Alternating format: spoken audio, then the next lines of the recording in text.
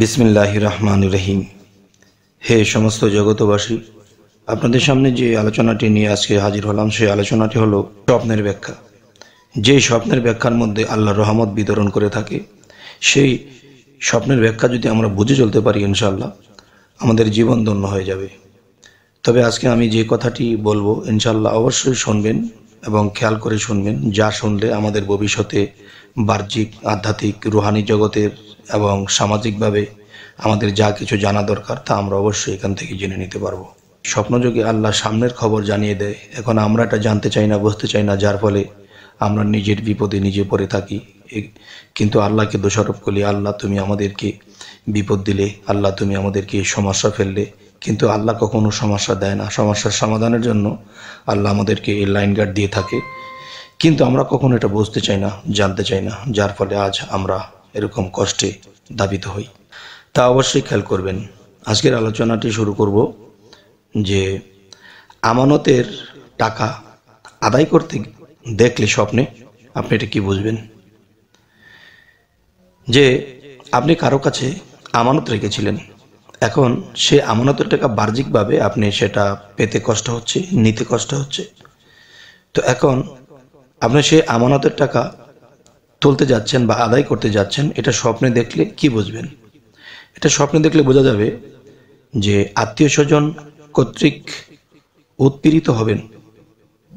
আচ্ছা, এবার আসি যে আমানত রাখা দেখলে, যে আমি যদি আমার ধন সম্পদ বা টাকা পয়সা, স্বর্ণ গয়না আমি যদি কারো কাছে আমানত রাখি এবং সেই আমানত রাখতে দেখা, স্বপ্নে দেখা, এটা কি বুঝবো? এটা বুঝতে হবে যে আপনি সামনে রোগমুক্ত হবেন। যদি রোগাক্রান্ত হয়ে থাকেন তাহলে আপনি রোগমুক্ত হবেন, এবং যদি আপনি ভালো, শরীর অবস্থা ভালো, কিন্তু সামনে রোগ আসার কথা, কিন্তু সেই রোগটা কেটে যাবে, সেই রোগটা আপনাকে পাবে না। আর এটাই বলা হলো যে আমানত রাখা দেখলে, স্বপ্ন দেখলে এটাই যে আপনি রোগমুক্ত হবেন এবং রোগ নতুন করে আসবে না। আচ্ছা, তাহলে আজকের আলোচনা এটি। আচ্ছা, আর একটা বিষয় হলো যে আকাশে উঠতে দেখলে আপনি কি বুঝবেন? আপনি আকাশে পাখির মতো উঠতেছেন, তাহলে এটা আপনি ঘুম ভাঙার পরে চিন্তায় পড়ে গেলেন যে এটা কি দেখলাম, যে আমি আকাশে পাখির মতো উঠতেছি। এটা যদি আপনি কখনো দেখেন তাহলে কি হবে? যে সম্মান বৃদ্ধি হবে, সম্মান বৃদ্ধি হবে এবং জ্ঞান বৃদ্ধির উৎকর্ষ, যে সামনে আপনার সম্মান বৃদ্ধি হবে এবং আপনি জ্ঞান বৃদ্ধি লাভ করবেন। এই অর্থ হলো এটা। এবার আসি, আকাশে ঘর বাড়ি করতে দেখলে আপনি কি বুঝবেন? আপনি যদি কখনো দেখতেছেন যে আকাশে ঘর করতেছেন, বাড়ি করতেছেন, একরকম সুন্দর বাড়িঘর হয়ে গেছে, এই বিষয়টি আপনি যদি স্বপ্ন দেখেন তাহলে বাস্তব ব্যাখ্যা কি হবে? এটার ব্যাখ্যা হবে হলো যে আপনার মৃত্যু নিকটবর্তী। যখন আপনি এই ধরনের স্বপ্ন দেখবেন তখন অবশ্যই আল্লাহর কাছে দরখাস্ত করবেন যে হে আল্লাহ, আমরা তো জীবনে একদিন তো মৃত্যুবরণ করতেই হবে, তবে আকাশে যেহেতু ঘর বাড়ি দেখাইয়েছেন, হে আল্লাহ, নিশ্চয়ই আমার মৃত্যুকাল এসে গেছে। এখন যে কয়দিন আপনি আমাদের হায়াত রেখেছেন, এই কয়দিন যেন আপনার ইবাদত করতে পারি, দুনিয়ার লোভ লালসা ছেড়ে দিয়ে আপনার ইবাদত করি এবং মৃত্যুবরণ করতে পারি। এই দোয়াটি করবেন এবং আল্লাহ যেন কবুল করেন, এবং মাটিতে সরাসরি সিজদা করবেন চোখের পানির সাথে, যে হে আল্লাহ, যে দৃশ্য দেখিয়েছেন এটি মৃত্যুর নিকটবর্তী। আচ্ছা, এবার আসি, আকাশে ডাক শুনতে দেখলে আপনি কি বুঝবেন? আকাশে ডাক শুনতে পেলে, যদি আপনি স্বপ্নে দেখতেছেন আকাশের ডাক গুম গুম গুম গুম করে আওয়াজ করতেছে, বিভিন্ন ধরনের শব্দ মিশ্রণে, বৃষ্টি, শস্য, বিভিন্ন আওয়াজ শুনছেন, আর সে আওয়াজ কখনো চিকন স্বরে, কখনো গম গম শব্দে, তখন আপনি স্বপ্ন ভেঙে ঘুম থেকে উঠে কি ভাববেন যে আপনি কি দেখলেন? এটার অর্থ হবে যে আপনার জীবনে শান্তি লাভ হবে। সুবহানাল্লাহ, আলহামদুলিল্লাহ।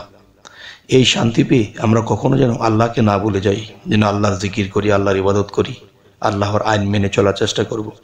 তো এভাবে যদি আমরা চলি, ইনশাল্লাহ আমাদের সামনের জীবন খুব সুন্দর হবে, এবং মৃত্যুর পরে এবং মৃত্যুর আগে আমাদের জীবন খুব সুন্দর হবে।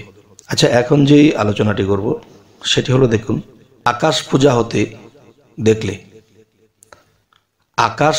হতে দেখলে আপনি এটা কি বুঝবেন? স্বপ্নযোগে যে আকাশের পূজা করা হচ্ছে, এখন আপনি এটা স্বপ্ন দেখেছেন, এখন এর ব্যাখ্যা কি করবেন? এর ব্যাখ্যা হলো, দেখুন, যে শিরক কুফরি বেড়ে যাবে। যদি আপনি কখনো স্বপ্ন দেখেন যে আকাশের পূজা হচ্ছে, তখন বাহ্যিক জগতে, দুনিয়াতে শিরকি বেড়ে যাবে, পাপই বেড়ে যাবে, দুনিয়াটা পাপে পাপে রঞ্জিত হবে। এবং সেই পাপ শুধু মানুষের পাপ বললেই হবে না, আপনি যেহেতু দেখেছেন তাহলে আপনার দ্বারা কোনো পাপ হতে পারে, আপনি আল্লাহর সাথে কোনো কিছু শিরক করতে পারেন। যদি এরকম কোনো দৃশ্য দেখে থাকেন তাহলে অবশ্যই নিজেকে সংযত করতে হবে, এবং নিজেকে সংযত করে আল্লাহর ইবাদতে মশগুল হতে হবে, যে হে আল্লাহ, আপনি এক, আপনি অদ্বিতীয়, আপনি আল্লাহুস সামাদ, আপনি স্বয়ংসম্পূর্ণ, আপনি জন্ম নেন না, আপনি জন্ম দেন না। ঠিক এরকম কিছু জপতে হবে এবং চোখের পানি ফেলে দোয়া করতে হবে যে হে আল্লাহ, আমি যেন আপনার সাথে কোনো কিছুর শিরক না করি। আচ্ছা, তাহলে আল্লাহ আপনাকে ক্ষমা করবে এবং শিরকি মুক্ত রাখবেন। আচ্ছা, এবার আসি যে খুব উজ্জ্বল দেখলে আকাশ, আপনি যদি আকাশটাকে খুব উজ্জ্বল দেখেন স্বপ্নে, তাহলে আপনি বাস্তব ঘুম থেকে উঠে ভাবছেন যে হাই কি দেখলাম, আকাশ এত উজ্জ্বল, তো কি বুঝবেন? তখন এটাই বুঝতে হবে যে দেশে বৃষ্টিপাত হবে। হে সমস্ত জগতবাসী, যে আকাশ উজ্জ্বল দেখলে বৃষ্টিপাত হবে। আর তখন আপনি এই কথাটি যখন বুঝে যাবেন, তখন কিন্তু আপনি যারা কৃষি কাজ করে, যারা বিভিন্ন ক্ষেত খামারে কাজ করে, আপনি তাদেরকে বলতে পারবেন যে ইনশাআল্লাহ আল্লাহর রহমতে আমাদের দেশে বৃষ্টি হতে চলেছে, এই হয়তো 2-1 দিনের মধ্যে ইনশাআল্লাহ বৃষ্টি নামবে। আর 2-1 দিনের মধ্যে এই বৃষ্টিটা নামবে, কি দেখে বলবেন, কি বুঝে বলবেন? যে একদিকে দেখলেন যে আকাশ খুব আলোকিত, তখন বুঝলেন বৃষ্টি হবে, কিন্তু কবে হবে? যদি আপনি সকালে ঘুম থেকে ওঠার আগে দেখেন তাহলে আজকালের মধ্যে বৃষ্টি হবে। যদি আপনি 3টায় বা 2টায় দেখেন তাহলে হয়তো 4-5 দিন পরে হবে। যদি দেখেন যে 12টা, 12:30, 1টার দিকে দেখেছেন তাহলে 5-7 দিন পরে বৃষ্টি হবে। আচ্ছা, তাহলে এবার আসবো যে আকাশের দরজা খোলা দেখলে কি বুঝবেন? যে আপনি স্বপ্নযুগে দেখতেছেন আকাশের, মহাকাশের বিরাট দরজা খোলা। এই দরজা খোলা দেখলে আপনি কি বুঝবেন? এই দরজাটি খোলা দেখলে আপনি এটাই বুঝবেন যে আল্লাহর কাছে এই মুহূর্তে যেই দোয়া করা হবে সেই দোয়াই কবুল হবে। সুবহানাল্লাহ, আলহামদুলিল্লাহ।